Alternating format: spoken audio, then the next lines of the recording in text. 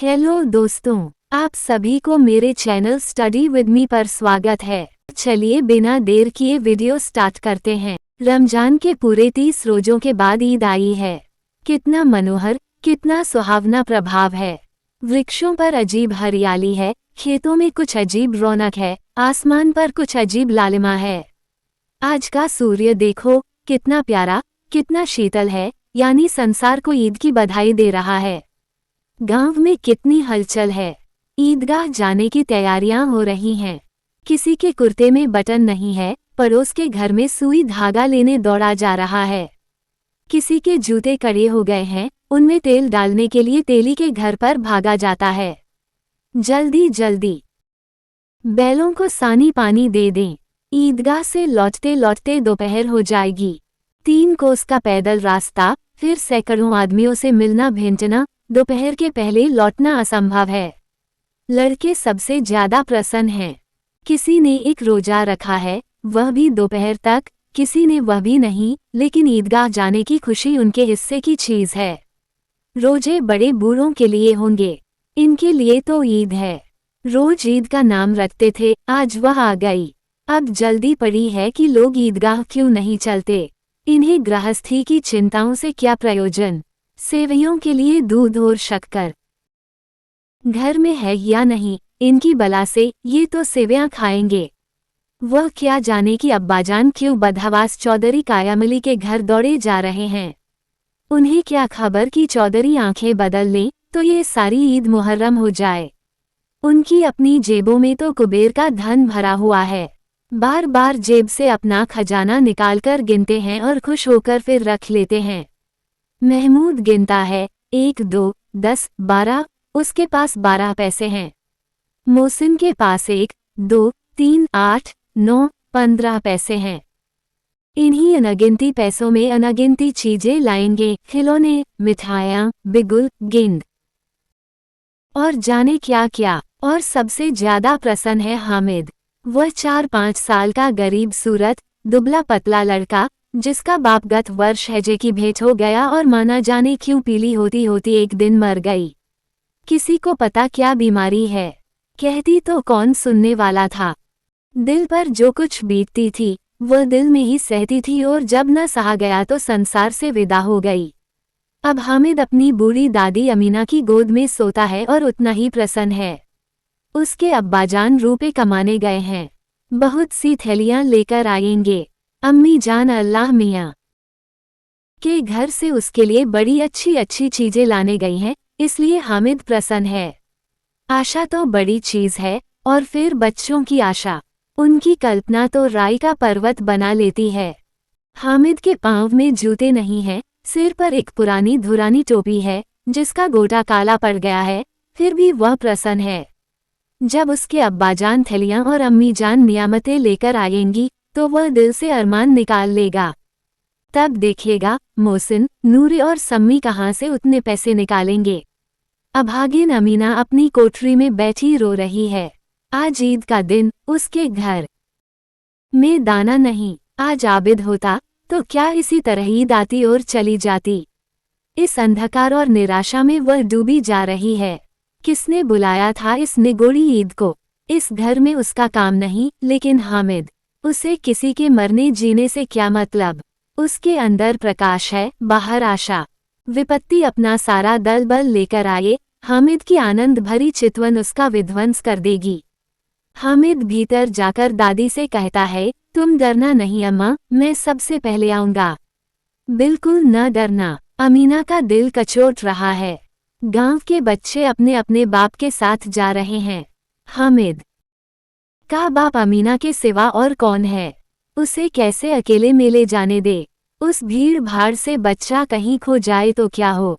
नहीं, अमीना उसे यूं न जाने देगी। नन्ही सी जान, 3 कोस चलेगा कैसे। पैर में छाले पड़ जाएंगे, जूते भी तो नहीं हैं। वह थोड़ी थोड़ी दूर पर उसे गोद में ले लेती, लेकिन यहाँ सेवैयां कौन पकाएगा। पैसे होते तो लौटते लौटते सब सामग्री जमा करके चटपट बना लेती। यहाँ तो घंटों चीजें जमा करते लगेंगे। मांगे का ही तो भरोसा ठहरा। उस दिन फहीमन के कपड़े सिले थे, 8 आने पैसे मिले थे। उस अठन्नी को ईमान की तरह बचाती चली आती थी इसी ईद के लिए, लेकिन कल ग्वालन सिर पर सवार हो गई तो क्या करती। हामिद के लिए कुछ नहीं है तो 2 पैसे का दूध तो चाहिए ही। अब तो कुल 2 आने पैसे बच रहे हैं। 3 पैसे हामिद की जेब में, 5 अमीना के बटुए में। यही तो बिसात है और ईद का त्योहार, अल्लाह ही बेड़ा पार लगावे। धोबन और नाइन और मेहतरानी और चुड़िहारिन सभी तो आएंगी। सभी को सेवैयां चाहिए और थोड़ा किसी को आंखों नहीं लगता। किस किस से मुंह चुराएगी, और मुंह क्यों चुराए। साल भर का त्योहार है, जिंदगी खैरियत से रहे, उनकी तकदीर भी तो उसी के साथ है। बच्चे को खुदा सलामत रखे, ये दिन भी कट जाएंगे। गांव से मेला चला और बच्चों के साथ हामिद भी जा रहा था। कभी सबके सब दौड़कर आगे निकल जाते, फिर किसी पेड़ के नीचे खड़े होकर साथ वालों का इंतजार करते। ये लोग क्यों इतना धीरे धीरे चल रहे हैं। हामिद के पैरों में तो जैसे पर लग गए हैं, वो कभी थक सकता है। शहर का दामन आ गया।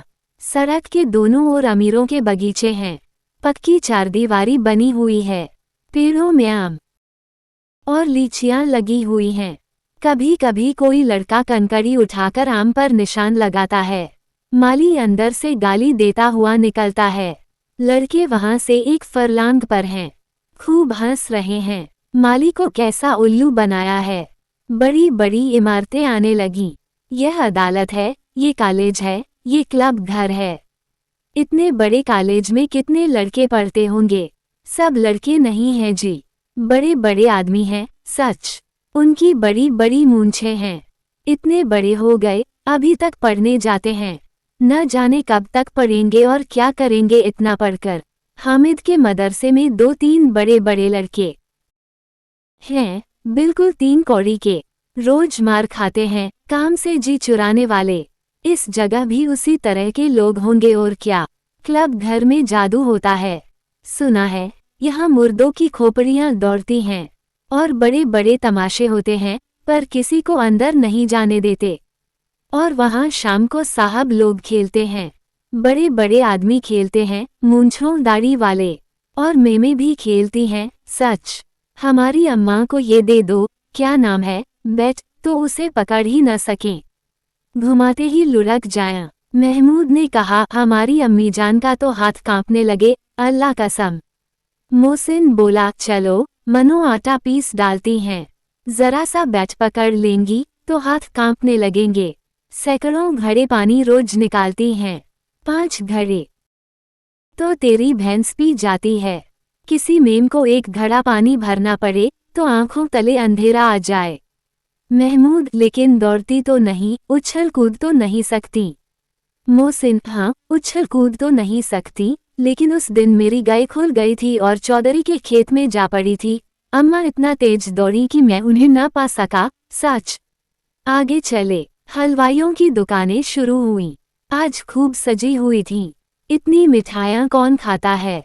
देखो न, एक एक दुकान पर मनो होंगी। सुना है रात को जिन्नात आकर खरीद ले जाते हैं। अब्बा कहते थे कि आधी रात को एक आदमी हर दुकान पर जाता है और जितना माल बचा होता है वह तुलवा लेता है और सचमुच के रुपए देता है, बिल्कुल ऐसे ही रुपए। हामिद को यकीन न आया, ऐसे रुपए जिन्नात को कहाँ से मिल जाएंगे। मोहसिन ने कहा, जिन्नात को रुपए की क्या कमी, जिस खजाने में चाहे चले जाएं, लोहे के दरवाजे तक उन्हें नहीं रोक सकते जनाब। आप हैं किस फेर में। हीरे जवाहरात तक उनके पास रहते हैं। जिससे खुश हो गए उसे टोकरों जवाहरात दे दिए। अभी यहीं बैठे हैं, 5 मिनट में कलकत्ता पहुंच जाएं। हामिद ने फिर पूछा, जिन्नात बहुत बड़े बड़े होते हैं। मोहसिन, एक एक सिर आसमान के बराबर होता है जी। जमीन पर खड़ा हो जाए तो उसका सिर आसमान से जा लगे, मगर चाहे तो एक लोटे में घुस जाए। हामिद, लोग उन्हें कैसे खुश करते होंगे। कोई मुझे यह मंत्र बता दे तो एक जिन को खुश कर लूं। मोहसिन, अब ये तो मैं नहीं जानता, लेकिन चौधरी साहब के काबू में बहुत से जिन्नात हैं। कोई चीज चोरी जाए, चौधरी साहब उसका पता लगा देंगे और चोर का नाम बता देंगे। जुमराती का बछवा उस दिन खो गया था। 3 दिन हैरान हुए, कहीं न मिला तब झक मारकर चौधरी के पास गए। चौधरी ने तुरंत बता दिया, मवेशी खाने में है और वहीं मिला। जिन्नात आकर उन्हें सारे जहान की खबर दे जाते हैं। अब उसकी समझ में आ गया कि चौधरी के पास क्यों इतना धन है और क्यों उनका इतना सम्मान है। आगे चले, ये पुलिस लाइन है, यही सब कांस्टेबल कवायद करते हैं। रटन 5-4 रात को बेचारे घूम घूम कर पहरा देते हैं, नहीं चोरियां हो जाएं। मोहसिन ने प्रतिवाद किया, ये कांस्टेबल पहरा देते हैं, तभी तुम बहुत जानते हो अजी हजरत, ये चोरी करते हैं। शहर के जितने चोर डाकू हैं, सब इनसे मिले रहते हैं। रात को ये लोग चोरों से तो कहते हैं चोरी करो और आप दूसरे मोहल्ले में जाकर जागते रहो पुकारते हैं, तभी इन लोगों के पास इतने रुपए आते हैं। मेरे मामू एक थाने में कांस्टेबल हैं, 20 रुपया महीना पाते हैं, लेकिन 50 रुपए घर भेजते हैं। अल्लाह कसम, मैंने एक बार पूछा था कि मामू आप इतने रुपए कहाँ से पाते हैं? हंसकर कहने लगे, बेटा अल्लाह देता है। फिर आप ही बोले, हम लोग चाहें तो एक दिन में लाखों मार लाएं। हम तो इतना ही लेते हैं जिसमें अपनी बदनामी न हो और नौकरी न चली जाए। हामिद ने पूछा, ये लोग चोरी करवाते हैं तो कोई इन्हें पकड़ता नहीं? मोहसिन उसकी नादानी पर दया दिखाकर बोला, अरे पागल, इन्हें कौन पकड़ेगा? पकड़ने वाले तो ये लोग खुद हैं, लेकिन अल्लाह इन्हें सजा भी खूब देता है। हराम का माल हराम में जाता है। थोड़े ही दिन हुए, मामू के घर में आग लग गई। सारी लेई पूंजी जल गई, एक बर्तन तक न बचा। कई दिन पेड़ के नीचे सोए, अल्लाह कसम पेड़ के नीचे। फिर न जाने कहाँ से 100 कर्ज लाए तो बर्तन भांडे आए। हामिद 100 तो 50 से ज्यादा होते हैं। कहाँ 50, कहाँ 100। 50 एक थैली भर होता है, 100 तो 2 थैलियों में भी न आए। अब बस्ती घनी होने लगी, ईदगाह जाने वालों की टोलियां नजर आने लगी, एक से एक भड़कीले वस्त्र पहने हुए। कोई इक्के तांगे पर सवार, कोई मोटर पर, सभी इत्र में बसे, सभी के दिलों में उमंग। ग्रामीणों का ये छोटा सा दल अपनी विपन्नता से बेखबर, संतोष और धैर्य में मगन चला जा रहा था। बच्चों के लिए नगर की सभी चीजें अनोखी थीं। जिस चीज की ओर ताकते ताकते ही रह जाते और पीछे से बार बार हॉर्न की आवाज होने पर भी न चेतते। हामिद तो मोटर के नीचे जाते जाते बचा। सहसा ईदगाह नजर आई। ऊपर इमली के घने वृक्षों की छाया है, नीचे पक्का फर्श है जिस पर जाजम बिछा हुआ है, और रोजेदारों की पंक्तियां एक के पीछे एक न जाने कहां तक चली गई हैं, पक्की जगत के नीचे तक, जहां जाजम भी नहीं है। नए आने वाले आकर पीछे की कतार में खड़े हो जाते हैं। आगे जगह नहीं है, यहाँ कोई धन और पद नहीं देखता।